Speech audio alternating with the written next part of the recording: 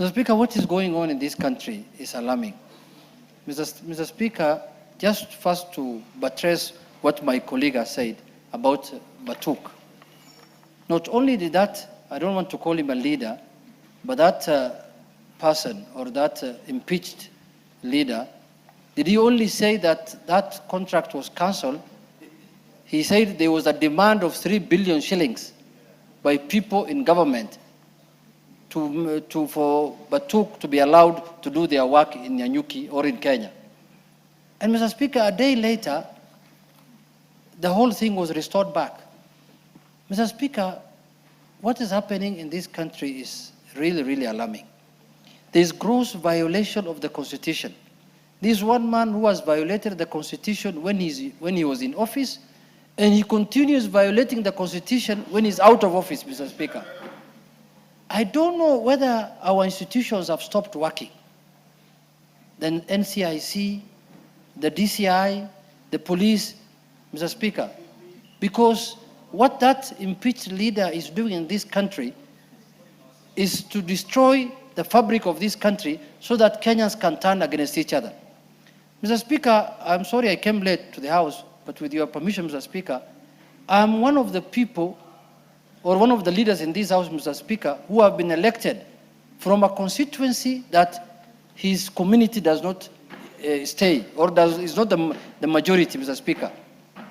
And I've represented them for over 3 terms. And I was even a mayor there, Mr. Speaker, where you visited me many times when you were mentoring me in leadership. Yes. Mr. Speaker, those people did not look at my tribe, did not look at my religion, did not look at my color, they did not look at my face or how my nose looks like.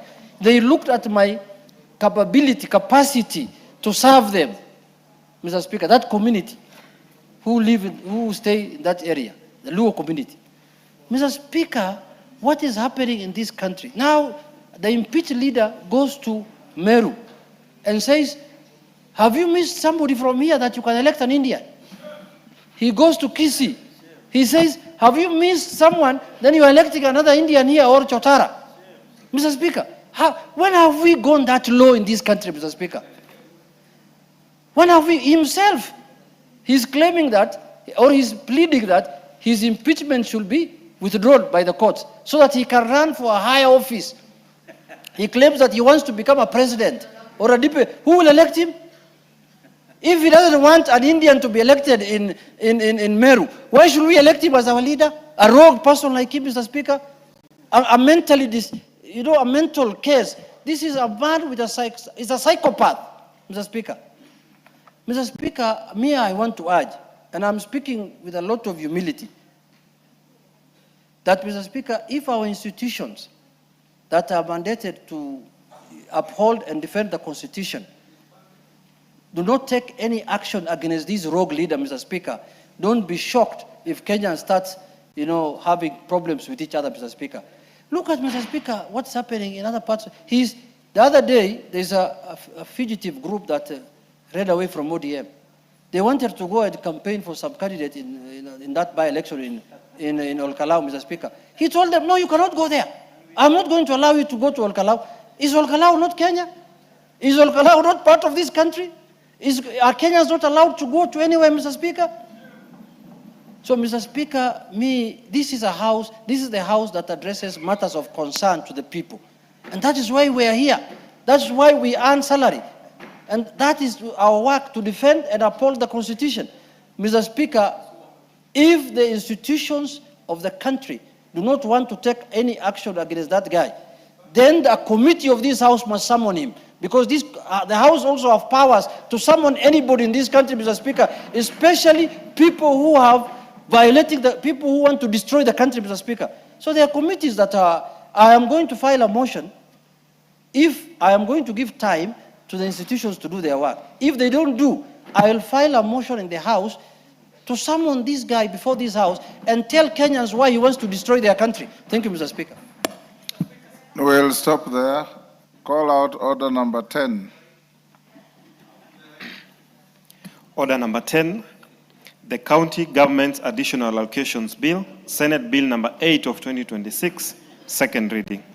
Chair, Budget and Appropriations Committee. Thank you very much, the Honorable Speaker, for accepting my request to be granted the early opportunity to be able to move this bill.